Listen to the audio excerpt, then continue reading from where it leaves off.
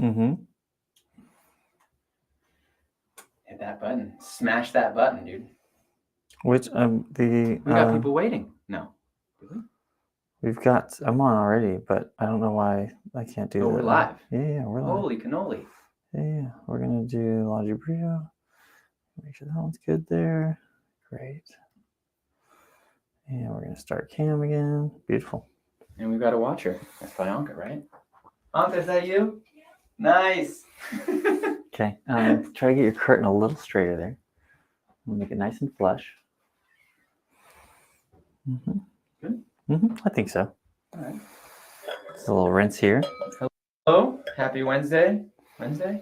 It's Wednesday. It's Wednesday. You have a Hump big day. You've got a big Thursday tomorrow. I do have a big Thursday. I'm traveling. So it is the start of my vacation. Which is why we're doing a half bottle, right? Which is why we're doing a half bottle. Mm-hmm. Here you are, sir. What are we drinking tonight, Roby? We are drinking Fiano di Avellino. Tell me about this. Yeah, why don't you tell me, what can you gather from the label here, my young apprentice? So what I know is Fiano is that not going to be like one of your most important grapes of the, I don't know, from like the Campania region? Campania. Yeah, Campania. Very good. That's the Avellino. That's the Avellino. Okay. Yeah, educate me. Tell me more about Avellino. No worries. So we got a DOCG. Okay. So when I look at this bottle, I'm looking at the neck there, DOCG. So the appellation or the DOCG is Fiano di Avellino. So this is, in Europe, have appellations where they name the grape, like Barbera d'Alba, which is a popular one in Piemonte. Mm-hmm. Other times you have, and to give a parallel of the same region, you have Barolo, which doesn't say anything about what grape is in it specifically on the label. You just know that Barolo DOCG is that. So here we have an appellation that puts the grape and the place. So Fiano di Avellino, and you'll see that often in Italy. You'll see that again with Barbera d'Alba or Barbera d'Asti, or this is the grape of this place. And so the place is important because it speaks to what typicities you might find. So Campania, do you know what very famous I don't want to say natural disaster, natural phenomena is there? Do we have volcanoes? Yes, we have volcanoes. We have volcanoes. Oh. Yes. So you do know. I have to brush up on my Italian geography, but I think volcanoes. Yeah, volcanoes. Yeah, absolutely. Most famously Mount Vesuvius. Oh, okay. Yes, which has done a lot of damage here and there. Yeah. But because of that, you can guess what from the grape, maybe, Nick? Or from the area, pardon me. I think you'll have, sounds like a lot of volcanic soils, yes. And you're going to get like that kind of minerality that you're used to from maybe like kind of Etna wine. Absolutely. Something like that. Mount Etna on the island of Sicily, also an active volcano. Corsica tends to have a lot of volcanic soils as well. And so there's... Thanks, Dan. Yeah, I do hear that. I did see that. Well, Roby's just a louder person. I'm just a louder person. Yeah, so you'll find, that volcanic minerality coming through on those wines. And so in Campania, you're probably just muzzled under there. In Campania, you have a warmer climate. So than a lot of other places in Italy, because Campania is where? In the south. Very good. Yes. Yeah. I'm on fire tonight. Yeah. So. Dan, is that better? Is that better? Can you hear me at all? We're getting a little feedback on our feedback. Yeah. A lot of the comment chats are intense with a lot of things about your mic. Do I have a control on my mic? I don't think so. No. Still too quiet. They want more Nick. Turn yourself up, dude. Turn yourself up. How do I turn myself up? I don't know. I'm on. Are you on though? Are you blinking? Do we have a dead battery? I think we got a dead battery. Classic dead battery situation. I'll get you another one.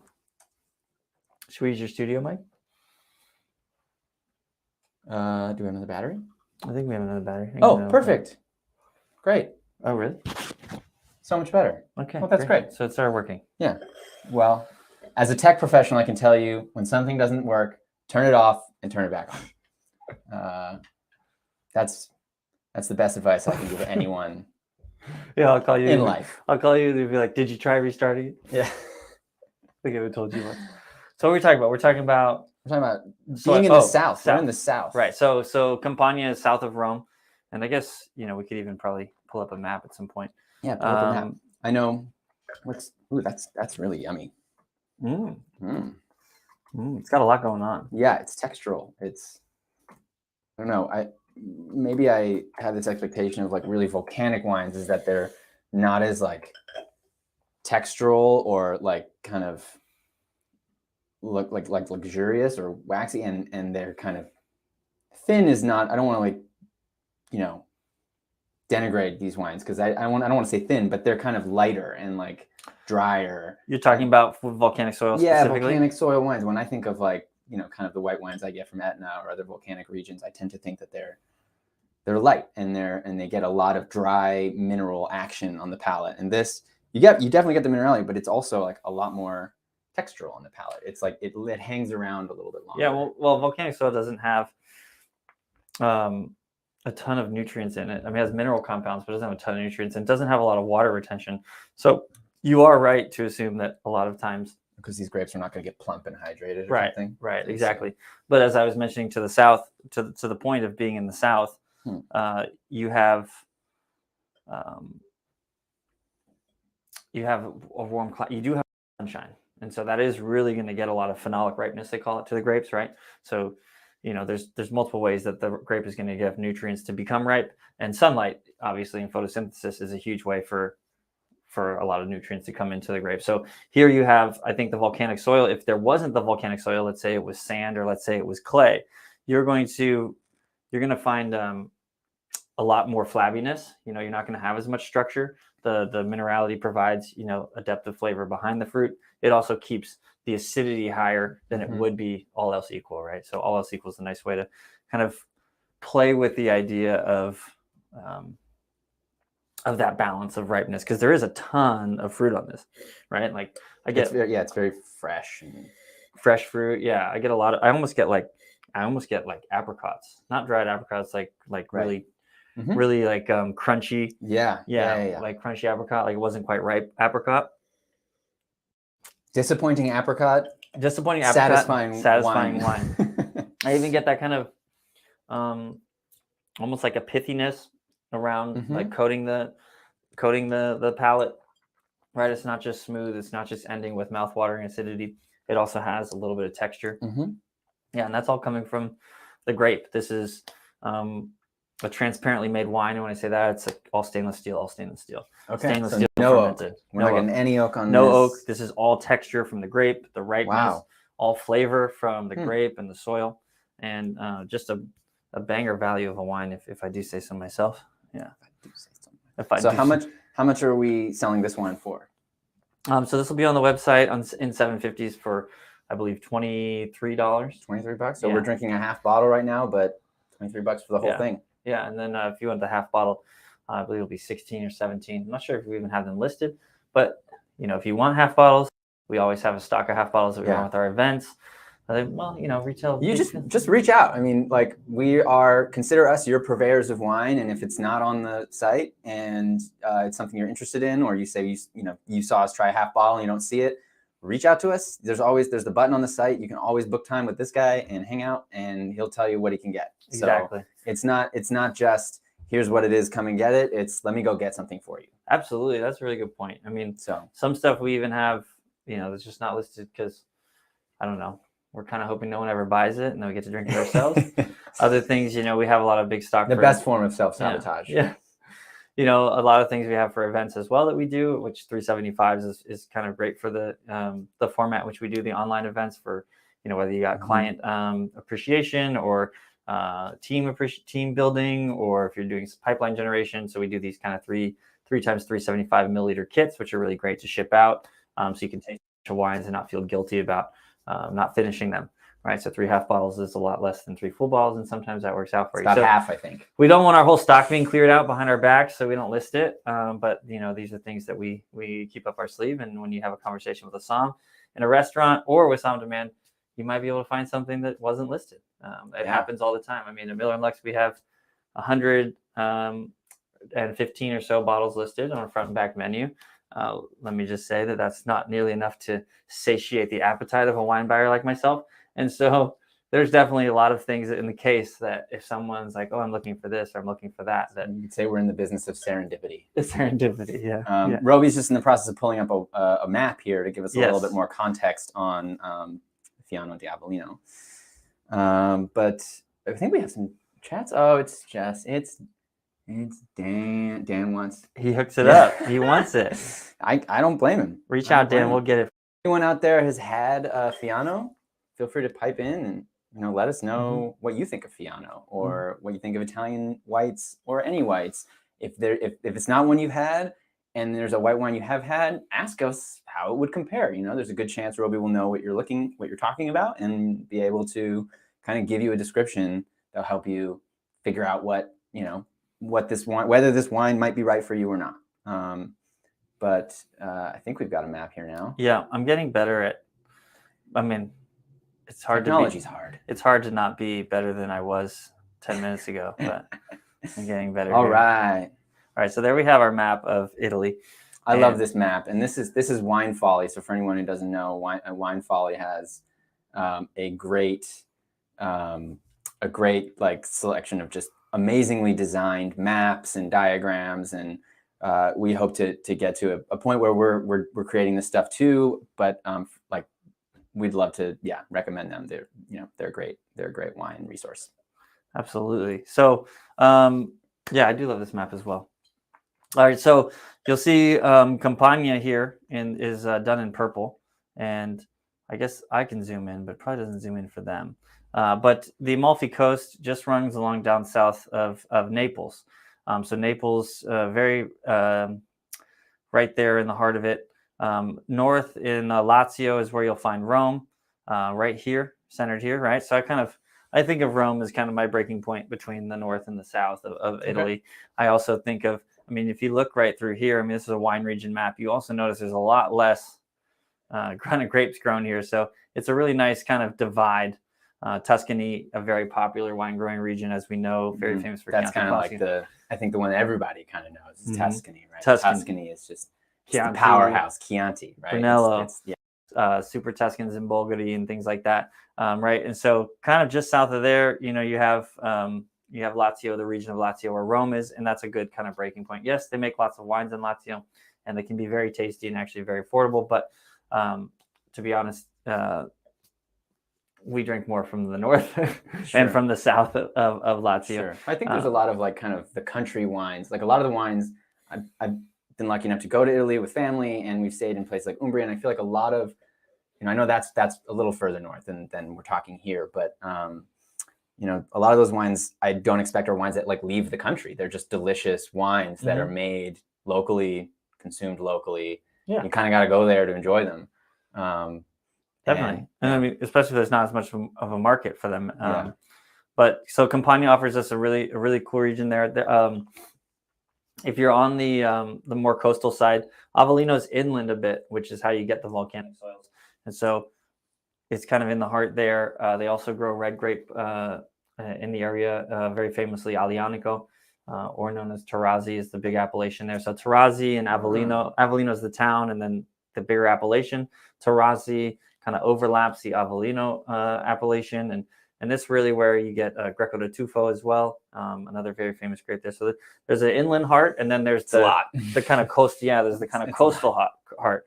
Well, Fiano is probably the most prized white grape of the area, and Aglianico would be the prized. Don't you get Falanghina too? You get Falanghina, and again, that's going to be grown in the sandier soils. It's going to be grown closer to the Amalfi Coast, but very good. Yeah, you get Falanghina, which is typically more affordable, definitely a lot more floral, a lot more soft on the palate, less of that kind of intense acidity, less of that intense minerality to it. I wanted to ask you. So we brought some cheese out. Roby brought some cheese out, and gave me. I had the cheese. I said, "Here's this cheese," and Roby kind of made the plan for tonight. Was immediately like, "We're gonna drink Fiano with this." So tell me, why did you pick this? This is a goat's cheese that we got So this is Meredith. Yeah. Oh, where's the cap? Where's the front I label? think it might be outside or yeah. it So might this have is been a removed. Meredith goat and sheep cheese, and so with these two cheeses, you're going to have much higher acidity than you will with a cow's milk cheese. Let me lay out a little towel for us. Hold on, let me get it down here. Beautiful. Yeah. So with this cheese, I was going to make you one. Well, you can make me one. Yeah. With this cheese, you're going to have a lot more acidity. The goat does have a decent amount of fat to it, but definitely nothing like a cow, right? And we know that the tanginess of goat cheese and sheep's milk cheese comes from high acidity. So with wine pairings, it's important to. Well, I was going to do a little demo of tasting with the cheese. Sorry, I was hungry. We can make you another one. So with pairings, acidity is really important. Richness is important to match. And so when you have a really tangy cheese like this, you want something with acidity that's going to match. Occasionally, contrasting works, but typically you're going to try to match balance. You're going to balance acidity with acidity, and you're going to match richness with richness. So if you have something light to eat and very soft and delicate in flavor, you typically want a wine that's going to be light and soft and delicate in flavor, right? Because sounds like we've got a match. Yeah, wasn't going to overwhelm. So yeah, with this Fiano di Avellino, you could go Sauvignon Blanc as well. You could go with the Sancerre if you wanted to. Good call. You might want to go Sancerre. Sauvignon Blanc has a lot of similar characteristics, especially from the Loire Valley. It'll be a little richer, a little more textural. Minerality. The minerality you get from this and that, and saltiness with the saltiness and things like that. One comment of this cheese you had earlier was, I love how salty and flavorful it is, So even the oil, afterwards, I don't want to throw the oil away. It's so good. So, Fiano is not the only cheese to pair, but something with high acid, like a Sauvignon Blanc, like a Fiano, is really going to go nice. But I like how this has a lot more kind of not tropical fruit, stone fruits, right? Which that is apricot you were talking about. Yeah, which, if you're going to, think about what you want to put on this cheese, it'd be a nice little fruit to add. So if you've never done a wine pairing before, the first thing you want to do is take a sip of your wine to make sure that your palate is cleaned from the last thing you were drinking or eating. I'm going to swirl that around. Then you're going to get, yeah, you're going to get your food. You're going to make sure you have enough in your glass to make sure. It's the most important part. That you can do that there. It's all part of it. You're going to take a bite of the food. You're going to enjoy it. You're going to crunch around. You're going to eat.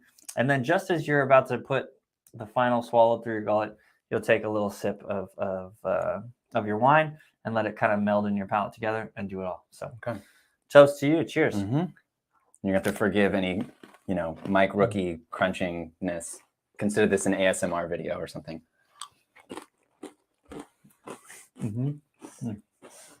So right there. That cheese is so good.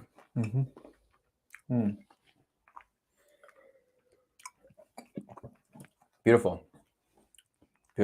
And if there was any kind of bitterness that I might have been tasting before, gone. On the wine? On the wine, gone. Right? It got gone. It got it became fresh and just so it's wild how that completely. It's a pretty tasty pairing. Yeah. And then the wine goes, and then now I feel cheese still lingering, right? Which when you're pairing, you sometimes want to bring out this or that. This is a very simple pairing.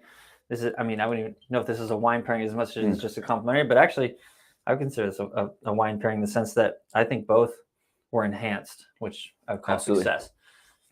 Yeah. Do you remember what did I touch you about? Good, bad. Neutral, good, bad. Yeah. Do you? I think we got good. Good. Yeah. I think we're looking at good here. So if you pick up this Fiano from us, pick up some goat cheese somewhere nearby. I think good call. Yeah, you'll appreciate it. Yeah, and it's definitely not light enough that it can't go with your dinner. Because this goat, this cheese is a richer style goat cheese. Yeah. But this is definitely a fun. This could be served. It's a little rich to be an aperitif wine, but you can start somewhere. And if you're going to do one white wine, you can definitely just start with this and then move into your red with dinner if that's what you want to do. But the acidity is just there. But it's really tasty. These two together. Can I have my other bite while you talk? You can have your bite while I talk. Yeah. Do we have anyone letting us know anything? Yeah. How can we taste? What things would jump out? What's the first thing that would jump out about this wine? How can we taste with you guys so we can get in on that cheese? Well, Danny, we'd be more than happy to send you the wine and let you buy the cheese. Yeah, if you have something that you're opening right now, Roby. So let's say someone's joining us tonight. Doesn't have this yet. They're eager to get it, but they know they can't get it in the next 5 minutes. What would you? They've got a few bottles at home, a few bottles of white they're considering opening. What else might you open with this cheese? Getting Sancerre Sauvignon Blanc. Sancerre Sauvignon Blanc. Something super high acid like that. Albarino could work, but doesn't quite have the texture. Okay. I like Danny's question here. That if you were being blinded, what's the first thing that would jump out about this wine? Oh, funny you should ask. Someone just got blinded. We did. We just got blinded, and actually, the reveal has not yet happened. But we had a red wine blind in the office just now, and man, it's still weighing on me. So on this one, I think the nose just really sticks out to me more so than salinity, the freshness. Yeah. I don't know. This would be a tough blind, to be honest. Yeah. But I find like white wines are much harder to blind. Personally, it's like there's Chardonnay, and then there's like everything else, and you're like, oh crap, it's not Chardonnay. That's probably the rat race I've put you through. Yeah. But I think there's not. I think the other thing would be the color as well, Danny. Actually, that's a really good question. There's a really strong golden hue to this. The second camera today we should have. There's a really strong golden hue to this. Yep. When you put up to the light, that makes you think that you're going to be drinking something a lot richer than what's on the palate. And so if you've had enough wine, and anytime you want to check color, it's always good to have like a little white cloth here or a little napkin. Yeah, put right over. Got it. Yeah. Yeah, and you can.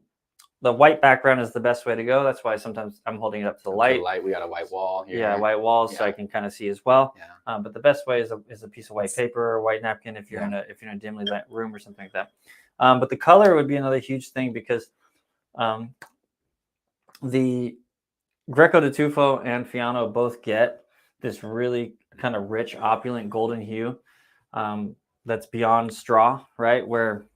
So can you give me like the gradient of colors on white wine? Like straw is kind of the lightest. Well, I bring this up because I think I've seen a wine folly diagram, which has a really great kind of color wheel and then a color spectrum for white wine, and straw being at the top and the lightest. Almost like water. You could see it, and then at the end you've got like deep gold, right? Yeah. Deep gold, like our curtains, right? Really deep. It goes straw to gold, and then you get different hues. You get a little more yellow. You get kind of you almost sometimes you get a little blush hue.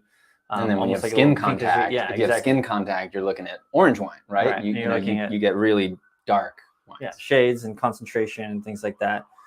So the opaqueness or the transparency of the wine, is another thing. But for white wine, typically you're not worried about the transparency as much as with red wine. But orange wine, you're gonna get there. But this isn't straw. No, this is golden. This is not quite honey, right? And that, to me, if I was between Sauvignon Blanc and this, Fiano or something like that, this could swing you to a companion white, because the companion whites for some reason do get that kind of golden color to them. Yeah, I can't blind whites to save my life. Yeah, you're not the only one.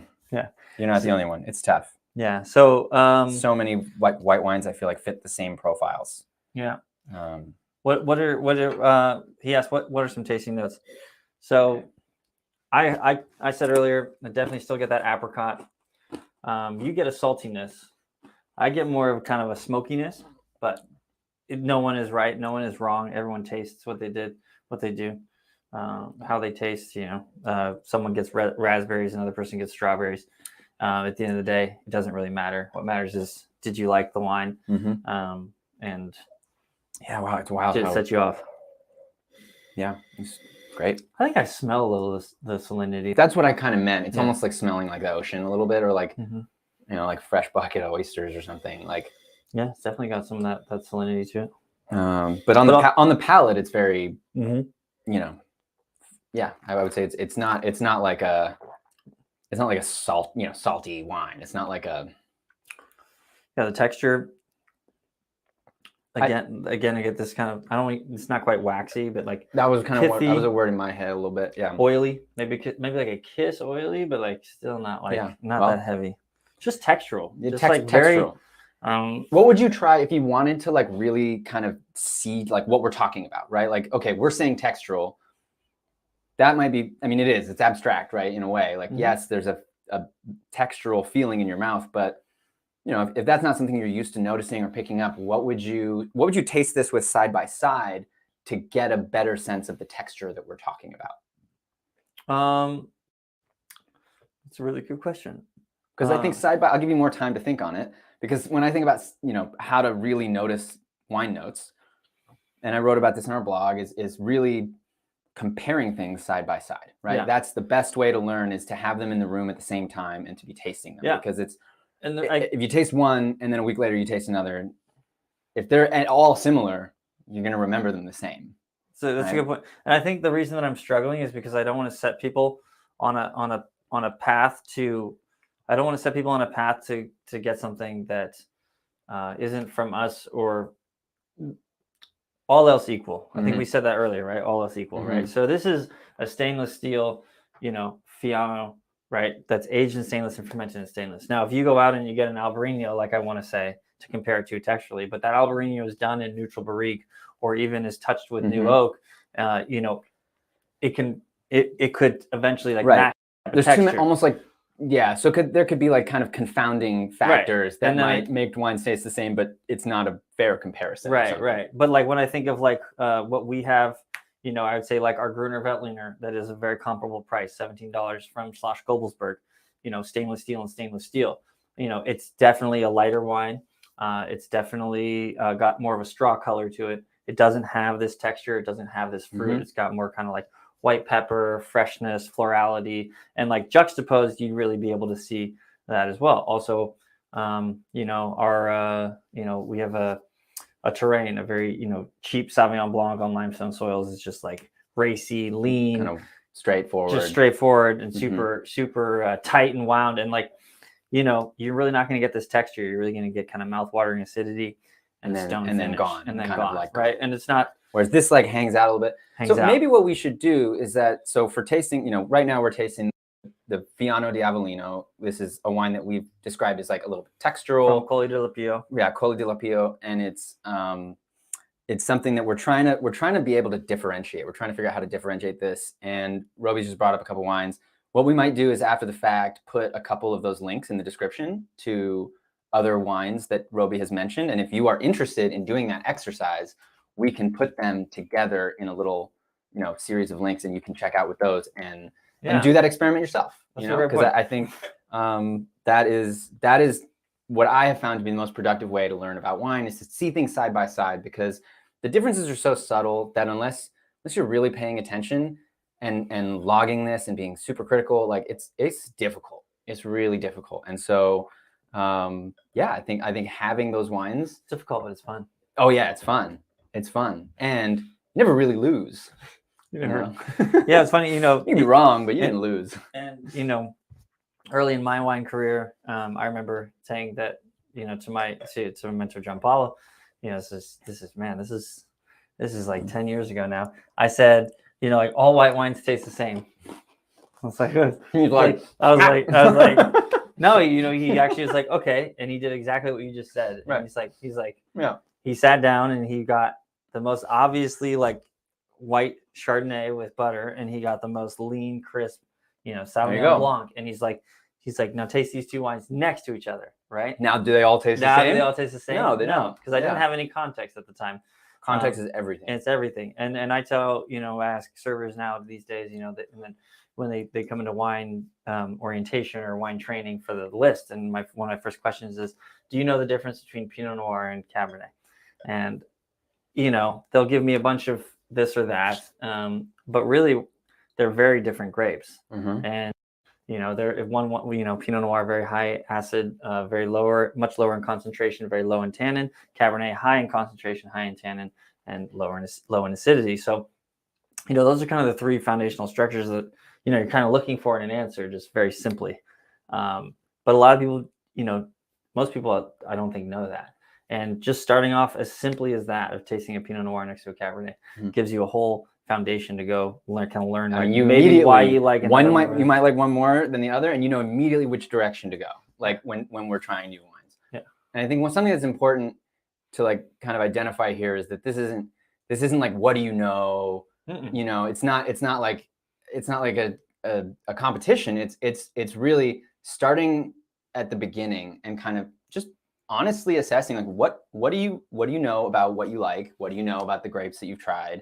So and when we can meet you where you're at and we can take you from there. So when we say, do you know the difference between like Pinot and Cabernet? Yeah. That's not to like put you on the spot. That's to just like get on the level with you and get you where you are and start moving you in the direction you want to go.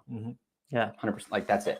And when I do this wine and the tastings, this is one of my favorite wines to do on the trio packs when we do the Italian trio tastings, because so many people haven't seen Fiano, and the Chardonnay drinkers will like it because it's got texture, and then the Sauvignon Blanc drinkers will like it because it's got acidity. And so it's this one that like everybody wins. It just lands right in the middle. And like, of course, the Chardonnay that wants buttery, they're not going to get it, but at least they're going to get the texture, right? They're going to get that roundness.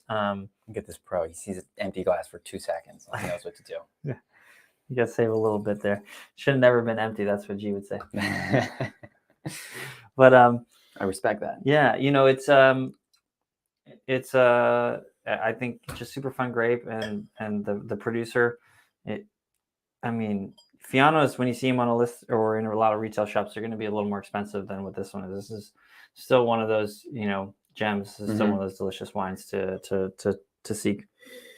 So let's close with maybe like a little bit on how this Fiano compares to other Fianos, and if you see Fiano in a restaurant, like what are you looking for? What would you say to a somm as somebody who's tried this and enjoyed it and said, I'm looking for an Italian white to go with my Italian dinner or something? Yeah. So let me make sure I got the question right. So interpret it however you want. It wasn't a well-formed question. No worries. So when I this is live, people. When I see a Fiano di Avellino on a wine list, I am excited. I think that does that tell you that the list was put together with like, or what makes you excited? Just Fiano itself, or just Fiano itself. There's so many other factors that go into whether or not something has been listed and something been created intentionally. Sure. But while this is a very affordable wine, Fiano in general is a very affordable wine. Okay. Compared to the best Chenin Blancs, this is probably the most comparable to maybe a Chenin Blanc. If you were to get stuck in a blind and call this Chenin, I'd say you did a really good job. Right. So like compared to close to what I would call, you probably would have called. I probably would have called Chenin. Yeah. We drink a lot of Chenin. Yeah. And so this is this is more textural than a lot of Fianos, but you can always rely on Fiano di Avellino to be mineral. You can always rely on Fiano di Avellino to be fresh as long as it's not too old. And if you're just looking for, think about what they're eating there. In the Amalfi, right? They're having a lot of shellfish. They're having there's the pasta with that. You're having a lot of notes of lemon and things like that, like fresh lemon over seafood and things like that. Whether that be shrimp, whether that be Mediterranean fish, langostinos, and all that stuff, right? You're gonna want like a fresh, salinity as you mentioned, mineral, something crisp, and I think there's very few other whites in Italy that get me quite as excited as Fiano. Okay, so consistent grape. Worth ordering. If you like it, you're gonna like a Fiano. Yeah. Okay. Yeah. I haven't had any that have been like, this doesn't taste like Fiano to me, right? They've all kind of been there. Not a wild card. No, not a lot of wild cards. Yeah, that's great. Definitely reliable, and that's what DOCGs don't mean a lot all the time, but this one does. Yeah. Good to know. Yeah. That's awesome. it. Yeah. Cheers. Well, cheers, everyone. Cameron, I'll tell you what you didn't blind correctly. Well, I haven't. It's not incorrect yet because I haven't guessed yet. It's a pending call, and I naturally need to revisit it because now I've just totally forgotten it. Well, I'm gonna get it right. If you This one's delicious. sign up for the mailing list, and we'll tell you whether Nick got the blind right next week. We should tune in. We're like, did Nick yeah. get the next one? And if you're interested in blind tastings and stuff like that, then we can try doing some of that. Just let us know in the comments and yeah, tell us what you want to see. You know, we're here to hang out. We're here to tell you about what we do. Here to kind of just provide some like free education on wine. This guy's an expert. Gianpaolo's an expert. I'm a chump who's willing to, pull out all that knowledge of these two. So, yeah, let us know. We're I was gonna have you blind me next one, so I'll blind him next time. We can watch him look like it. We can watch him flounder. It'll be funny. I will flounder. Well, thank you all for joining. Yeah, and we'll see you next time. See you next time. All right. Cheers. Cheers. Appreciate you. Appreciate you. Hold it for 3. Yum doggy.